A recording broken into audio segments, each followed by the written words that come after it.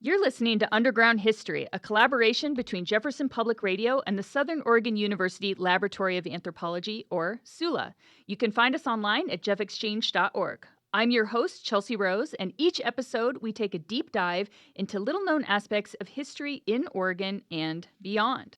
Like many, I have long been fascinated with ancient Egypt. I tried my hands at hieroglyphics as a kid. I had a poem published on my dreams of discovering mummies and tombs at the age of 10. So when I finally got to visit Egypt decades later, it was the trip of a lifetime, and I am excited to take you back with me there today. One of the highlights of my trip, and this is really one of those moments where your dreams come full circle, was standing at the Saqqara necropolis outside Cairo while a real-life Egyptologist read my childhood poem out loud, surrounded by sand and some of the world's oldest pyramids. Thanks to modern technology, that very Egyptologist is my guest today. Dr. Arto Belikdanian, thank you for joining us. Thank you so much for having me. And the connection is not going to be perfect because, again, you are on the other side of the world, but I'm very excited we could use modern technology to bring you here. So, you know all about my childhood obsession with Egyptology, but what were you dreaming about at age 10? I mean, you probably got to go to field trips at the pyramids. So were you dreaming about cowboys in the Wild West? Well, I was always fascinated by ancient history in general, including ancient Egypt. And it was never my childhood dream to grow up and become an Egyptologist until eventually I went to the American University in Cairo for my undergraduate. And the beauty of our universities is that, you get to take electives. So if you're a science major, you need to fulfill humanities requirements and vice versa. So I took an Egyptology class.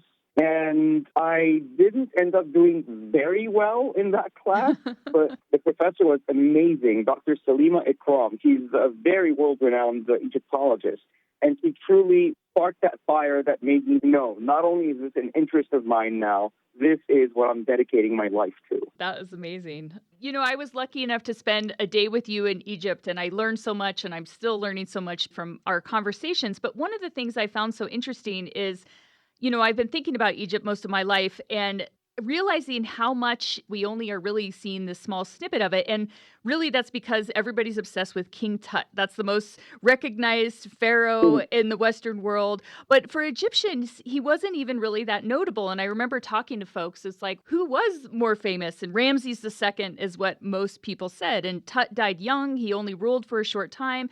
But his treasure really has fascinated the world and continues to have implications not only on the way history is presented, but also the economy of Egypt. So for you as an Egyptian and an Egyptologist, what does that make you feel when there's so many more things you could talk about, probably so many more significant stories to talk about, but when everybody just wants to hear about King Tut, does that cringe to you? I wouldn't say it's cringe, as if there weren't enough things to put ancient Egypt on the map.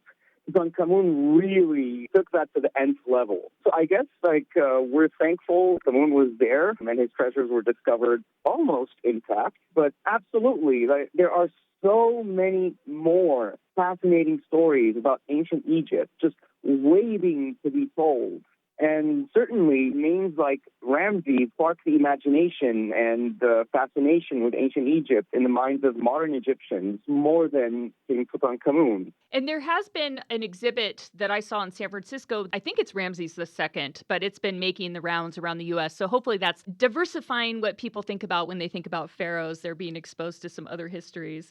And, I would imagine that some of the money coming in for people wanting to see King Tut's death mask and the grave goods and all that, you can leverage that money for funding other things that Egyptians care more about. Is that something that you see happening?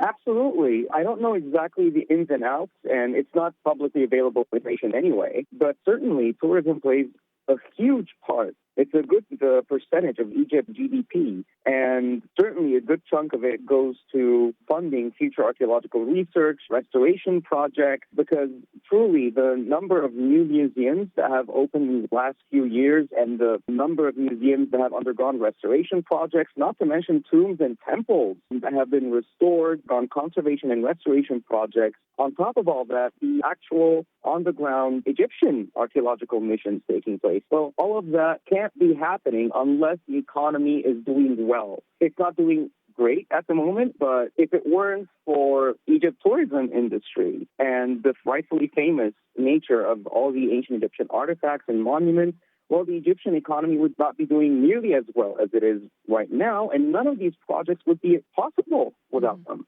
And to do my bit to plug for the economy, I will say every single site I saw was even cooler than I imagined. So it does not disappoint if you make the effort to go there. You're listening to Underground History on the Jefferson Exchange. I'm your host, Chelsea Rose, and today I am joined by a real-life Egyptologist. So I want to talk a little bit about Cleopatra. So I think it was you that was saying we are closer in age to Cleopatra than she was to the construction of the pyramids at Giza. And that really just drives home how long ancient Egypt was around and how many different people experienced it and thought about these ancient spaces and how they thought about it over time. So, I specialize in like the American West, and I've got, I don't know, 150 years or something I'm playing with, but you're like thinking about this scale of thousands of years. So how do you wrap yourself around that? Because there's definitely no one answer when you're talking about history over such a long period of time. It truly does boggle the mind how incredibly long the ancient Egyptian civilization lasted. Most people think of, oh yeah, Cleopatra, the pyramids, all ancient Egypt, right? They're probably pretty close to one another. But in fact, for Cleopatra herself, the Great Pyramid was 2,500 years old. Ancient Egyptian history began around 3100 BC with Dynasty 1, obviously. And another example I love giving is there's this tomb that belonged to one of Egypt's very first kings. And there's the cemetery of the Dynasty 1 kings in a place called Abydos. So these kings were buried there.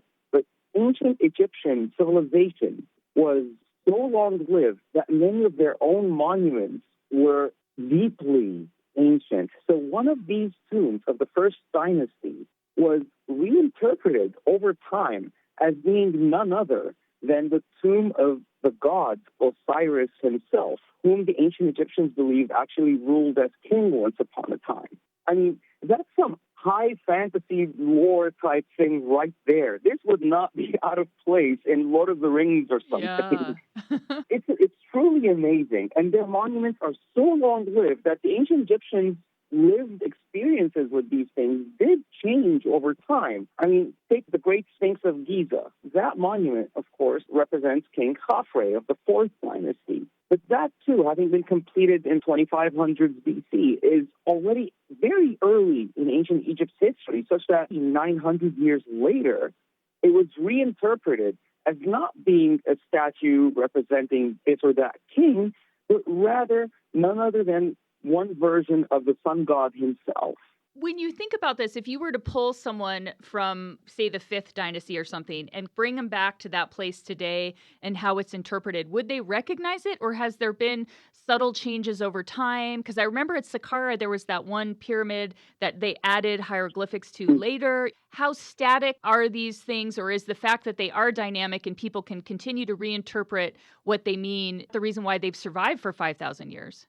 It's a little bit of both, because a lot of these were spaces that the ancient Egyptians themselves went to regularly. A lot of these spaces were preserved, whereas others that were maybe a little bit off the beaten path, definitely the landscape changed over time.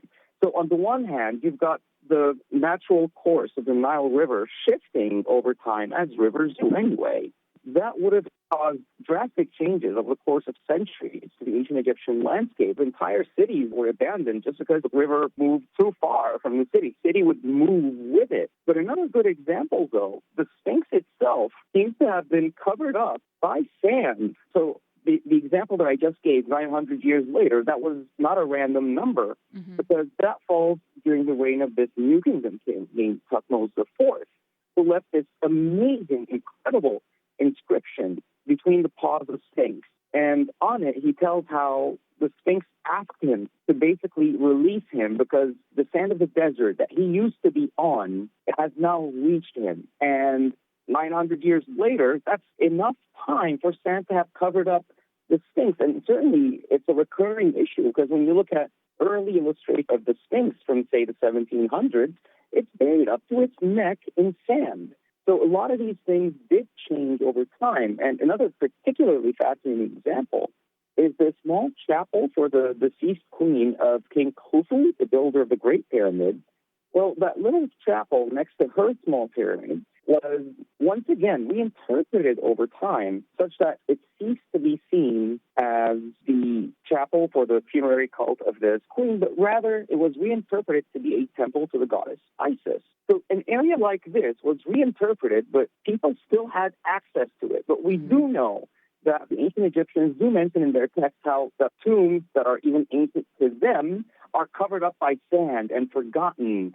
And that inscription you mentioned that I showed you on the Pyramid of Unas, well, by the time of Ramses II's son, Haile Selassie, well, these were already ancient monuments that he himself was restoring. So things were more or less static in certain places that were constantly visited, but a lot of others had fallen into disrepair because they're already a millennium old sometimes, and oftentimes even much more than that. You know, just to think about the way people saw the Sphinx at different periods of time, I've seen a million photos of the Sphinx, but only from the front. I didn't realize that the whole body and there's a tail, and it was really fun to see the whole portion of that ginormous sculpture. And I want to talk a little bit about that sand. In Oregon, we have a lot of sand at the coast, but it's got rocks and it's got all sorts of different size inclusions. But the sand in Egypt is so fine that it moves almost like water. And I remember just being amazed at how people have long been thinking about how they build this stuff, how they do that. But sand was a really important component of that because you could fill things with sand to put heavy things in, but then you could release the sand. Can you talk a little bit about how much of a role sand plays in the engineering of these amazing monuments? Of course. So when you see, let's say, the obelisks, right?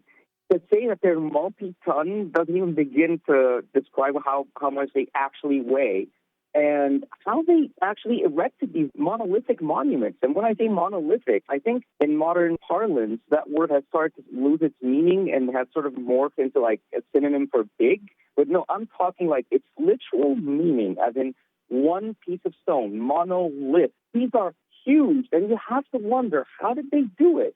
And the answer lies in the sand. You drag it in place, basically, and then that place, you've already covered it up with sand, surrounded by scaffolding. And guess what? You just play around with the level of the sand by removing it gradually, and by maneuvering the obelisk through ropes, you can actually gradually, as the sand is being removed, it goes from being completely prone, lying on the ground, to fully 90 degrees perpendicular to the earth eventually. And this isn't just a theory, because there's another fascinating example in Saqqara, in this place. So Saqqara is part of the Memphite necropolis, the massive cemetery of the ancient city of Memphis, which was pretty often the capital of ancient Egypt. And in one part of that cemetery, there's this place called the Serapeum. And this is where you have the catacombs of these sacred bulls who were buried there. And these bulls, especially later on, got to be buried in stupefyingly heavy sarcophagi. So there's one that measures around 60 tons. That's the estimated weight that has been calculated. So when you know what stone it is, and you take 1 cubic meter of that stuff, you know how much that weighs, and then you take the dimensions of the thing overall, you can get a pretty good estimate as to how much the overall thing weighs. We're talking 60 tons here. It's one piece of stone again. And here's the thing. The person, Auguste Mariette, the archaeologist who was excavating these, in one instance of these massive sarcophagi, he actually found sand underneath one of these. Because there they are in these narrow chambers, and you're wondering, how did they transport it all this way here? And then after it got here, how did it just sink perfectly into place? Well, you just eventually maneuver it into place, so very hard work. And once you do that, you've already got the sand in place, you see, and then you remove the sand, and boom, it eventually lands in place. We're going to take a quick break, and we will be back with more underground history. Welcome back to the JX. I want to remind our listeners that they can find Ardo's YouTube channel in the show notes on our website, jeffexchange.org, if they want to learn more about ancient Egypt. Here's Chelsea and Ardo with part 2 of their conversation. And we're back. You're listening to Underground History. I'm Chelsea Rose, and we are talking Egypt and sand and the Sphinx. And I think for people to really grasp this, they have to understand how fine the sand is because it just like flows. When I first thought about this, it was like, man, that's a lot of shoveling sand. And how do you do that? But really, it's just all part of the engineering is having a plan and exit strategy for the sand.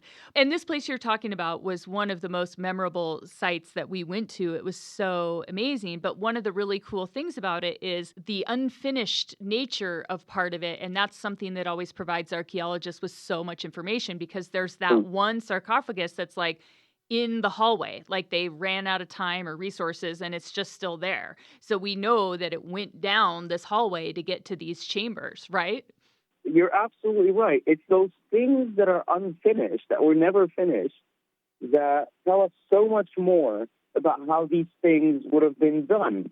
So be it the transportation of that massive sarcophagus, the decoration on tomb walls, sometimes you only have, for example, just a draft drawing, not colored in yet.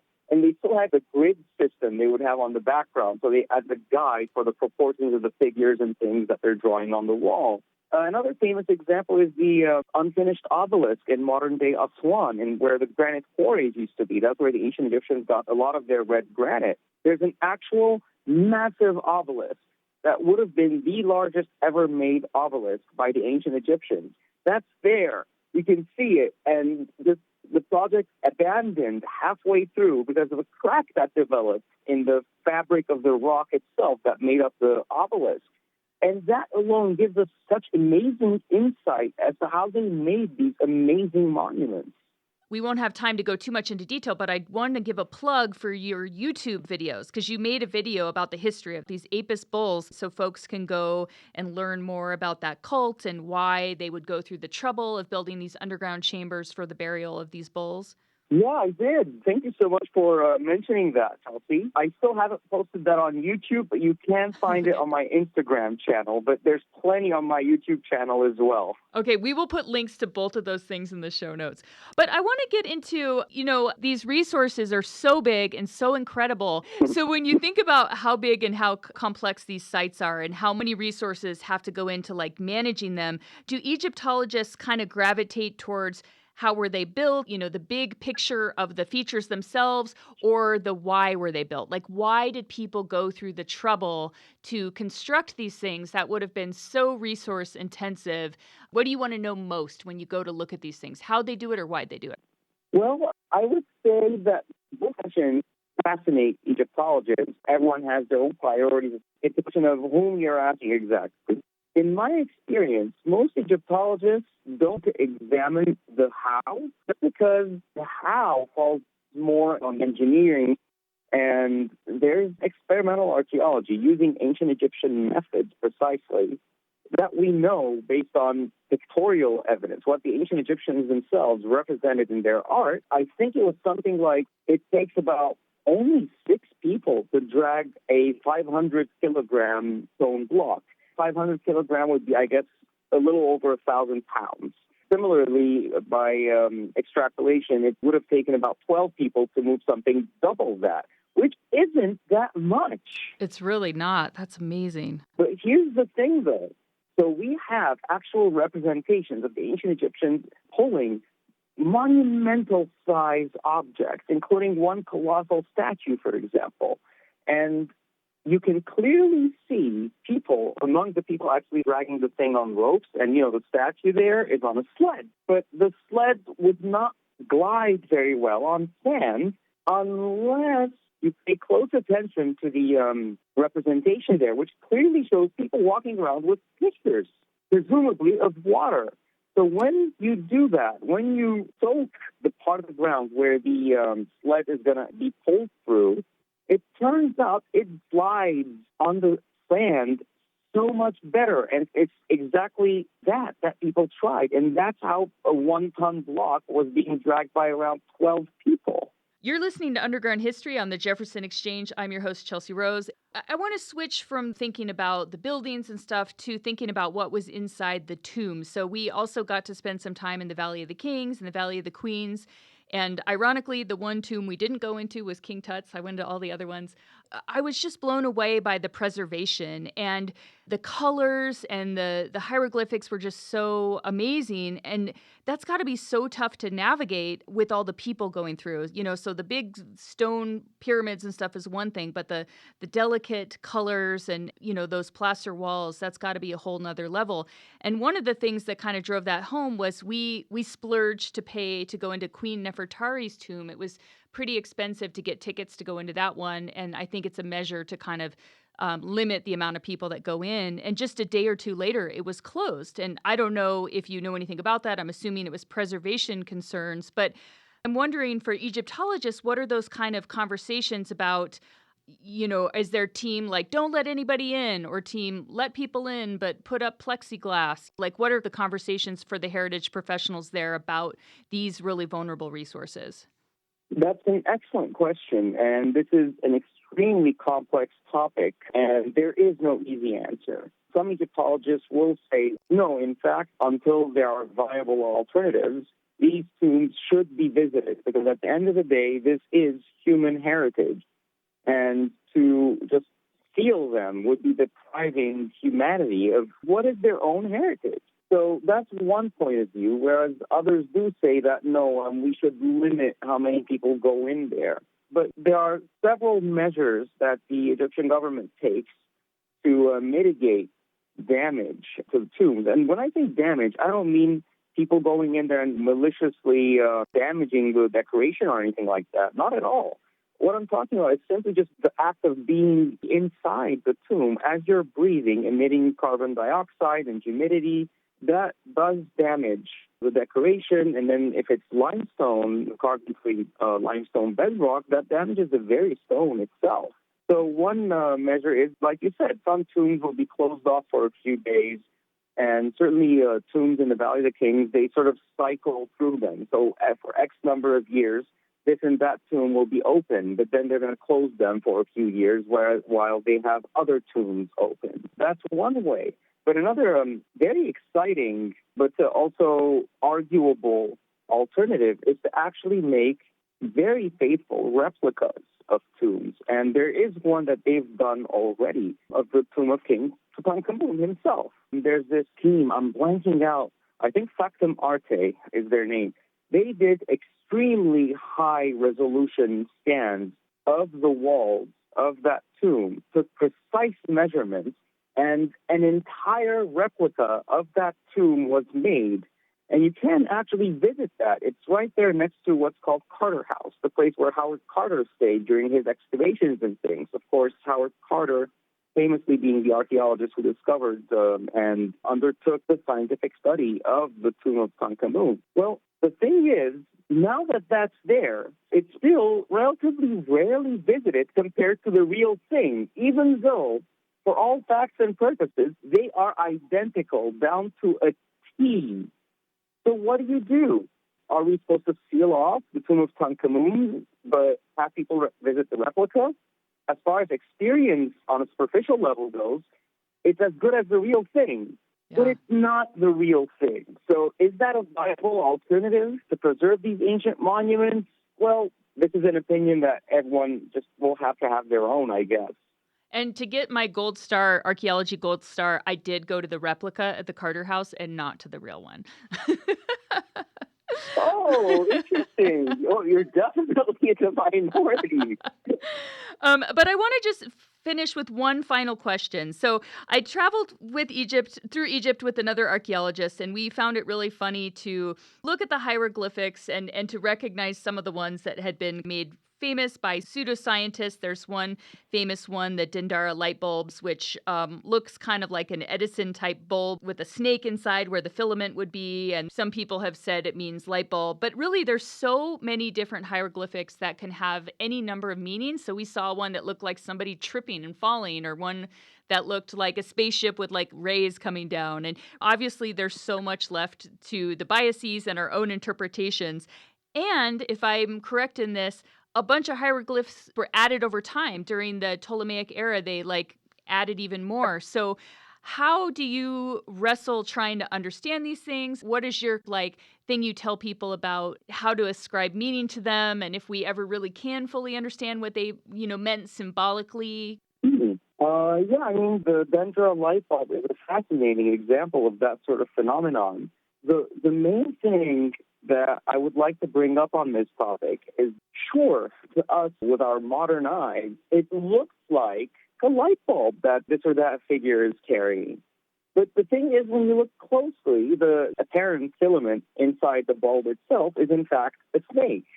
And the metal bit at the bottom is not like a spiraling piece of metal, but rather a lotus flower. So already things start to look a little bit different, and you have to be careful about interpreting things from your own ethnocentric perspective, because just because that's what it looks like to us today doesn't mean that's what it was to them. Particularly in this example, when you actually read the hieroglyphs, these are clearly telling you what that is, and that this weird snake inside a bubble-looking thing is in fact a version of the god Horus at the moment of creation. The hieroglyphs are right there telling you precisely that.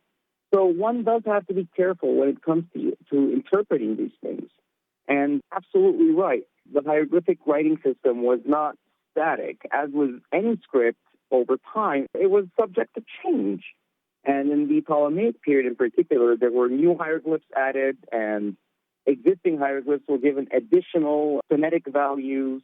But still, a lot of it has been figured out. Sure, in a lot of other cases, there's a lot of things that are not particularly clear.